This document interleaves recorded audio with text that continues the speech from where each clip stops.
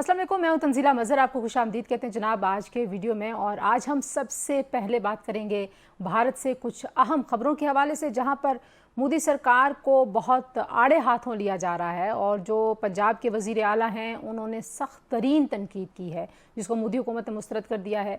लेकिन इस तनकीद में जो बैरूनी दौरे मोदी साहब करते रहे हैं और कोई उनके साथ ऑपरेशन सिंदूर में नहीं खड़ा हुआ, उस पर क्या कहना था वज़ीर आला का, वो आपको बताएंगे।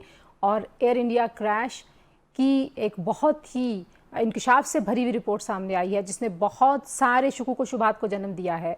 ईंधन को कंट्रोल करने वाले स्विचेस किसने कट ऑफ किए? दोनों पायलट्स एक दूसरे से ये गुफ्तगू कर रहे हैं। क्या कोई तखरीबकारी की कार्रवाई है इसमें? कोई बड़ी साजिश है? एयर इंडिया के क्रैश की जो इब्तदाई रिपोर्ट आई है वो भी आपके सामने हम रखेंगे। और साथ ही साथ जो इंडिया को एक और बड़ा सेटबैक हुआ है, जो आकाश मिसाइल है, वो ब्राज़ील ने उसकी जो ख़रीदारी का अमल था, अब उससे उन्होंने माजरत कर लिया और यूरोपीय कंपनी का जो मिसाइल है उसमें वो दिलचस्पी ले रहे हैं। तो ऑपरेशन सिंदूर की नाकामी के बाद से भारत के लिए नाकामियों का एक लंबा सिलसिला है, उसकी तफसीलात आज आपको बताएंगे जनाब। और उसके बाद गज़ा में जंग बंदी के लिए जो कहते हैं ना आनियाँ जानियाँ हो रही हैं इसराइल की जानिब से, अब कहा यह जा रहा है कि ये पूरी की पूरी साजिश है जिसको एक्सपोज कर दिया गया है। और दूसरी जानिब 3 में से 1 शख्स गज़ा में बग़ैर खाने के दिन गुजारता है, भूख और अफलास से लोग मर रहे हैं। अक़वाम मुत्तहिदा की एक लर्ज़ा खेज़ रिपोर्ट सामने आ गई है। और आखिर में कुछ बात करेंगे ईरान के हवाले से, जिन्होंने जो हमला किया था अमेरिका की एयरबेस पे, अब सैटेलाइट पिक्चर सामने आ गई हैं। कतर में इस हमले से क्या नुकसान हुआ उसकी तफसीलात आपको बताऊँगी। और रहबर आला आयतुल्लाह ख़ामेनी ने एक बार फिर धमकी दे दी है कि अगर ज़रूरत पड़ी तो अमेरिका की जो बेसिस हैं ख़ित्ते में उनको निशाना बनाया जाएगा, क्योंकि मुसलसल एक जो थ्रेटनिंग तरीक़ाकार है नेतन्याहू का और सदर ट्रंप का, वो ईरान के लिए जारी है। जिसके बाद ये बयान जो है वो हमारे सामने आया है, ये भी बड़ा ही अहम है। तो इन तमाम इश्यूज़ पे हम आज आपके साथ तफसील शेयर करेंगे। वीडियो को आप आखिर तक देखिए। अगर आपने चैनल अभी तक सब्सक्राइब नहीं किया ज़रूर सब्सक्राइब कीजिए। वीडियो पसंद आती है लाइक भी कीजिए और शेयर भी कीजिए। तो जनाब, पाकिस्तान के साथ ताल्लुकात ख़राब हुए तो किसी एक मुल्क ने भी भारत की मदद नहीं की, ये कहते हैं पंजाब के वज़ीर आला भगवंत मान। और उन्होंने बैरून मुमालिक जो दौरे किए हैं मोदी साहब ने, उन्होंने कहा जी कि वो 1 अरब 40 करोड़ इंडियन आवाम के खदशात को दूर करने में नाकाम रहे हैं जो आपने ख़र्च किए हैं इन दौरों पर। और उनका कहना था कि खारजा पॉलिसी के बारे में किसी को पूछने का हक़ ही नहीं है, अगर कोई बात करें तो हम पे आप इल्ज़ामात लगाना शुरू हो जाते हैं। जब कोई एक मुल्क हमारे साथ खड़ा नहीं हुआ तो फिर आपके इन दौरों का भारत को क्या फ़ायदा हुआ, जबकि पाकिस्तान के साथ दूसरी तरफ बहुत सारे ममालिक खुल कर खड़े थे। और पहलगाम वाक़े का जो मौक़िफ़ था भारत का, उसको भी किसी ने घास नहीं डाली। तो इंडियन वज़ारत दाखिला जो हैं उन्होंने भगवंत मान के इस बयान को इंतहाई गैर ज़िम्मेदाराना और अफसोसनाक करार दिया है। लेकिन ये सिर्फ इस बयान की हद तक बात नहीं है। आप मुसलसल सुने, कांग्रेस की और जो दीगर रहनुमा हैं वो मुसलसल मोदी साहब की जो गलत पॉलिसियाँ हैं और जिस तरह वो सफारती तौर पर तनहा नज़र आते हैं पूरी दुनिया में, और आलमी जग हसाई जो उन्होंने अपनी कराई है उस पर मुसलसल उनको तनकीद का निशाना बनाया जा रहा है और मुसलसल वो दबाव में हैं। दूसरा जो बड़ा धचका आज लगा है वो आकाश मिसाइल की ख़रीदारी जो है वो ब्राज़ील ने उससे इनकार कर दिया है। ये भारत के तैयार करदा आकाश मिसाइल डिफेंस सिस्टम है जिसकी ख़रीदारी जो है उस पर मुज़ाकरात हो रहे थे। अब ख़बरें आ रही हैं कि ये मुज़ाकरात मुनक़ता कर दिए गए हैं। इकनॉमिक टाइम्स की रिपोर्ट के मुताबिक ब्राज़ीली फ़ज़ाइया MBDA नामी यूरोपीय कंपनी के जदीद जो मिसाइल हैं उनको तरजीह दे रही है, जो 45 किलोमीटर तक मार करने की सलाहियत रखते हैं। इसके मुकाबले में भारतीय आकाश मिसाइल की रेंज सिर्फ 25 से 30 किलोमीटर है। ब्राज़ीली हुकाम को ये भी खदशा है कि भारत की जानिब से पेश किए जाने वाले निज़ाम में जदीद तरीन वर्जन शामिल नहीं है, क्योंकि अभी वो तैयारी के मराहिल में है। तो ऑपरेशन सिंदूर के बाद जो ये हथियारों की और असलहे की दौड़ है, भारत को बहुत बड़ा नुकसान पहुँचा जो उनकी दिफाई इंडस्ट्री है उसको। और जो यूरोपीय कंपनी का पेश करदा enhance modular air defence solution का जो निज़ाम है वो कई जदीद खुसूसियात से लैस है, इसलिए जो है ब्राज़ील जो है वो आकाश डिफेंस सिस्टम जो है वो नहीं ख़रीद रहा। और जितने भी दिफाई माहिरीन हैं वो समझते हैं कि भारत के लिए एक बहुत बड़ा धचका है। तो जनाब कुछ बात कर लेते हैं अब जो एयर इंडिया क्रैश था जिसमें 260 मुसाफिर जो हैं उनकी जानें गईं, उसकी इब्तदाई रिपोर्ट सामने आ गई है। और इब्तदाई रिपोर्ट जो है वो अहमदाबाद में मुसाफिर बरदार तैयारे को पेश आने वाले हादसे की जो पेश की गई है उसमें वजह ये सामने आई है कि दोनों जो इंजन्स थे उनको ईंधन की फराहमी मुअत्तल हो गई। کچھ سیکنڈز جو ہیں اس کے بعد پہلا ایک سوئچ آف ہوا، اس کے بعد کچھ ہی سیکنڈز کے بعد ساتھ ہی دوسرا سوئچ آف ہو گیا، جو ایک سیکنڈ کا مطلب کچھ سیکنڈ بھی نہیں، 1 سے 2 سیکنڈ کا فرق ہے جس میں یہ دونوں سوئچز آف ہوئے، جس کے بعد جو ہے وہ طیارہ گرنا شروع ہو گیا اور پھر کوئی کسی قسم کا جو کنٹرول ہے وہ جو پائلٹس ہیں ان کے ہاتھ میں نہیں رہا۔ کاکپٹ ریکارڈنگ جو ہے اس میں ایک پائلٹ دوسرے سے پوچھ رہا ہے کہ کیا آپ نے ایندھن کو کٹ کیا ہے، تو دوسرے نے جواب دیا کہ اس نے ایسا نہیں کیا۔ اس سے بہت سارے خدشات، بہت سارے شبہات، بہت سارے شکوک اب جنم لے رہے ہیں، کیا کہ یہ تخریب کاری کی کارروائی تھی یا اس کو یہ اینگل دینے کی کوشش کر رہا ہے بھارت، کیونکہ بھارت اپنے سیاسی مقاصد اور مفادات کے لیے کسی بھی طرح کے فالس فلیگ آپریشنز کی کسی بھی حد تک جا سکتا ہے اور اس کی بڑی تاریخ ہے۔ اب ظاہر ہے یہ حادثہ ہو چکا ہے، ٹیکنیکل وجوہات کی بنیاد پہ ہوا ہے، لیکن جو زیادہ حیران کن بات ہے وہ تحقیقاتی رپورٹ میں سوئچ کٹ آف ہونے کی کوئی وجہ نہیں بتائی، یہ بتایا کہ سوئچ کٹ آف ہو گئے ہیں۔ بنیادی طور پر تو جو ٹیکنیکل رپورٹ ہوتی ہے ابتدائی، اس میں آپ وجہ بھی بتاتے ہیں ہوا کیا ہے، یہ تو معلوم ہو گیا کہ جو ایندھن ہیں وہ سوئچ آف ہوئے، کٹ آف ہوئے، لیکن وجہ کیا ہے یہ اس میں نہیں ہے۔ اور ساتھ ہی ساتھ جناب جو بوئنگ اور انجن بنانے والے ادارے ہیں ان کے خلاف کسی قسم کی کوئی کارروائی، ان کے ساتھ کوئی انویسٹیگیشن، تحقیق، بات چیت، کوئی ایسی کوئی تجویز اس رپورٹ میں نہیں ہے۔ اور ساتھ میں یہ بھی کہہ دیا کہ مکمل تحقیقات ہونے میں 1 سال کا جو عرصہ ہے وہ لگ سکتا ہے، اور یہ جون میں حادثہ ہوا تھا، تو اب جولائی کے پہلے ہفتے کے بعد یہ آ رہی ہے ہمارے سامنے رپورٹ، 1 سال ابھی لگے گا۔ تو لیٹس سی کہ بھارت جو ہے وہ اس اینگل کو کس طرح سے پلے آؤٹ کر سکتا ہے، کیونکہ اس میں تخریب کاری کا ایک خدشہ بہرحال اپنی جگہ پر موجود ہے۔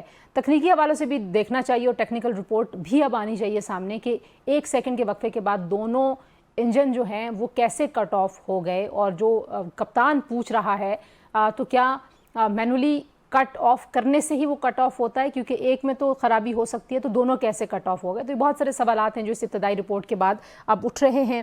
اور اب کچھ بات کرتے ہیں جناب غزہ کی صورتحال کے حوالے سے۔ جنگ بندی کے لیے آپ کو پتہ ہے کہ مذاکرات چل رہے ہیں، صدر ٹرمپ بار بار کہہ رہے ہیں کہ معاہدہ ہونے والا ہے، لیکن فلسطینی حکام کہہ رہے ہیں کہ یہ سازش کی جا رہی ہے، جو مذاکرات ہیں وہ تقریباً ناممکن ہیں، کیونکہ جو یرغمالیوں کی واپسی کے حوالے سے اور جنگ بندی کے حوالے سے مذاکرات ہیں اس میں کوئی پیش رفت نہیں ہو رہی۔ انہوں نے کہا جی، ایک سینئر فلسطینی اہلکار نے BBC کو بتایا ہے کہ اسرائیل نے وزیر اعظم نیتن یاہو کے دورہ امریکہ کے لیے وقت لیا اور یوں جان بوجھ کر اس سلسلے کو روک دیا، پھر دوحہ میں جو وفد بھیجا اس کے پاس جو اہم امور تھے اس پر فیصلہ سازی کا کوئی اختیار نہیں تھا، اور یہ جو نکات ہیں اس میں غزہ سے اسرائیلی فوج کی واپسی بھی شامل تھی، انسانی امداد تقسیم کرنے کا جو معاملہ ہے وہ بھی تھا، اور فریقین کے درمیان کئی متنازع معاملات پر گفتگو شنید ہوئی، لیکن اختلافات ابھی بھی برقرار ہیں، کیونکہ جو وفد بھیجا نیتن یاہو نے، فلسطینی حکام یہ دعویٰ کرتے ہیں کہ یہ ایک سازش ہے، کہہ کچھ رہے ہیں کر کچھ رہے ہیں، یعنی کہ ہاتھی کے دانت کھانے کے اور دکھانے کے اور والا سین ہے۔ تو لہٰذا جو ہے وہ فلسطینی جو مزاحمت کار ہیں وہ یہ سمجھتے ہیں کہ انسانی امداد غزہ میں داخل ہونی اور اقوام متحدہ کی ایجنسیز اور بین الاقوامی امدادی تنظیموں کے ذریعے تقسیم کی جانی چاہیے، جبکہ اسرائیل کہہ رہا ہے کہ متنازع اسرائیلی اور امریکی حمایت یافتہ میکنزم غزہ ہیومینٹیرین فاؤنڈیشن کے ذریعے امداد کی تقسیم دی جائے۔ یاد رکھیے ان جو جہاں پہ اسرائیل اور امریکہ کے جو مراکز ہیں وہاں پہ درجنوں کی تعداد میں فلسطینیوں کو براہ راست گولیاں مار کر ہلاک کیا گیا ہے، جہاں بھاگ کیا گیا ہے، شہید کیا گیا ہے، اور ان کو ایسے گولیاں ماری گئی ہیں، اور اس کے بعد اسرائیلی ان مراکز کے جو عہدیداران ہیں انہوں نے یہ انکشافات کیے، امریکی حکام نے یہ انکشافات کیے ہیں کہ ہمارے پاس کوئی ایسا میکنزم نہیں ہے کہ ہم اس ہجوم کو کنٹرول کریں، کوئی ایسی سیفٹی نہیں ہے، اور یہ جان بوجھ کے یہ اسٹریٹجی اپنائی گئی کہ فلسطینیوں کو براہ راست اس طرح سے خوراک کی تقسیم کے جو مراکز ہیں وہاں پہ جب وہ خوراک لینے آئے، بھوک سے، بے بسی سے بے حال، جنگ کے جو متاثرہ لوگ ہیں جن کے پاس کھانے کو نہیں ہے، جن کے پاس گھر نہیں ہے، جن کی عمارتیں، جن کے گھر، ہسپتال، سکول سب آپ نے تباہ کر دیے ہیں، پھر جب وہ آپ غذا لینے آتے ہیں تو آپ ان پر بالکل سیدھی گولیاں برسا رہے ہیں۔ تو اس کے اوپر بھی کافی جو ہے وہ تنقید کی جا رہی تھی اور انٹرنیشنل کمیونٹی بھی اس پہ بول رہی تھی، لیکن اسرائیل ابھی بھی اسی پہ بضد ہے کہ وہیں پہ جو امداد ہے وہ دی جائے گی۔ جو 5واں دور تھا، اسرائیلی مذاکرات کاروں نے مبینہ طور پر ثالثوں کو ایک تحریری پیغام دیا جس میں کہا گیا تھا کہ اسرائیل غزہ کے اندر ایک محدود بفر زون برقرار رکھے گا، جو کہ 1 کلومیٹر سے 1.5 کلومیٹر تک کے درمیان کا علاقہ ہوگا، مگر جب نقشہ ملا تو نظر آیا کہ یہ جو بفر زون اسرائیل قائم کرنا چاہتا ہے اس کا جو علاقہ ہے وہ بہت زیادہ ہے. تو یہ بہت ہی اہم نکات ہیں جس پہ ابھی اختلافات جاری ہیں. جو صدر ٹرمپ کہہ رہے تھے کہ غزہ میں جنگ بندی ہو جائے گی، لگتا ہے کہ غزہ میں جنگ بندی ابھی نہیں ہوگی، کیونکہ اسرائیلی فوج کی واپسی کا ایک طرف سوال ہے اور دوسری طرف نیتن یاہو بار بار یہ دہراتے ہیں کہ حماس نہیں ہوگی جنگ بندی کے بعد کے غزہ میں. تو یہ بھی ابھی قابل عمل کوئی بات اور کوئی ممکنات میں چیز نظر نہیں آتی. اور غزہ میں جو بچے اور بھوکے افراد ہیں ان کا غزہ قبرستان بن چکا ہے. یہ اقوام متحدہ کے ورلڈ فوڈ پروگرام کی رپورٹ آئی ہے. انہوں نے کہا جی کہ بھوک کا بحران غیر معمولی سطح پر پہنچ چکا ہے. ہر 3 میں سے ایک شخص بغیر کچھ کھائے دن گزارتا ہے. اور ان کے سربراہ کا کہنا تھا کہ فلسطینیوں کے پاس بچنے کا کوئی راستہ نہیں ہے، ایک طرف موت ہے، دوسری جانب بھوک ہے، اور اگر اس معاملے میں دنیا نے کوئی ایکشن نہ لیا تو مزید انتشار پیدا ہوگا. اور انہوں نے کہا جی کہ 800 فلسطینی امداد کی تلاش میں شہید کیے جا چکے ہیں.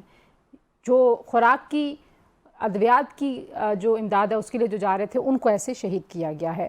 تو بڑی خطرناک صورتحال ہے، اور اگر جنگ بندی پہ بھی پیش رفت نہ ہونے کی خبریں آ رہی ہیں تو ظاہر ہے یہ خطرناک صورتحال مزید خطرناک جو ہے وہ ہو جائے گی. اب آتے ہیں جناب، جو قطر میں امریکی اڈے پر ایرانی میزائل حملہ تھا، جو میں نے آپ کو بتایا کہ سیٹلائٹ جو ہے وہ اس کے امیجز آگے ہیں. 23 جون کو العدید اڈے پر یہ حملہ کیا گیا تھا ایران کی جانب سے، اور حملے سے پہلے اور بعد کی تصاویر جاری کی گئی ہیں. اور جو حملے سے قبل جو ہے وہ ڈوم عمارت جو ہے مکمل طور پر صحیح سلامت نظر آتی ہے، اور اس کے بعد اس کی چھت جو ہے اور اندرونی ڈھانچہ، چھت مکمل طور پر تباہ ہے، اندرونی ڈھانچہ مکمل طور پر جو ہے وہ تباہ ہو گیا ہے.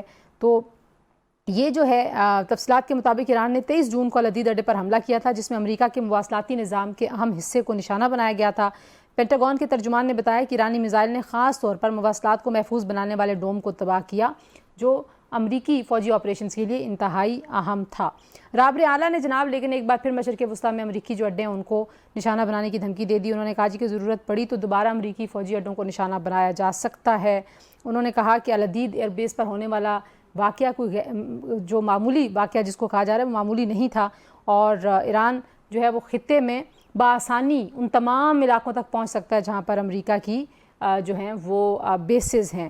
اور آخر میں کچھ بات کر لیتے ہیں جناب، جو خبر ہم نے آپ کو پہلے بھی دی تھی کہ جو عرب عہدیداران ہیں ان کی جانب سے یہ دعویٰ کیا جا رہا ہے کہ زمین سے فضا میں مار کرنے والا جو میزائل ہے وہ دے دیا گیا ہے. HQ-9B جو ہے وہ بھی ایران نے حال ہی میں چین سے خریدا ہے، اور ساتھ ہی ساتھ یہ میزائلز بھی سامنے آ رہے ہیں. تو 7 جولائی کو جو ویب سائٹ ہے مڈل ایسٹ آئے، اس نے ایک نامعلوم باخبر عرب اہلکار کا حوالہ دیتے ہوئے رپورٹ کیا تھا کہ 24 جون کی جنگ بندی کے بعد ایران نے چینی ساختہ زمین سے فضا میں مار کرنے والے میزائل سسٹم کو حاصل کر لیا ہے.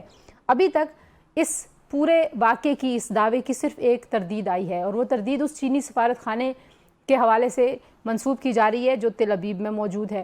اس کے علاوہ کہیں سے کسی قسم کی تردید نہیں آئی، جس سے یہ شکوک جو ہیں وہ مزید جو ہیں وہ سخت ہو جاتے ہیں، واضح ہو جاتے ہیں، گہرے ہو جاتے ہیں کہ شاید جو ہے وہ یہ جو جس خرید و فروخت کی اور جس اسلحے کی فراہمی کی بات کی جا رہی ہے میزائل سسٹمز کی، یہ باقی ایران کو پہنچا دیا گیا ہے.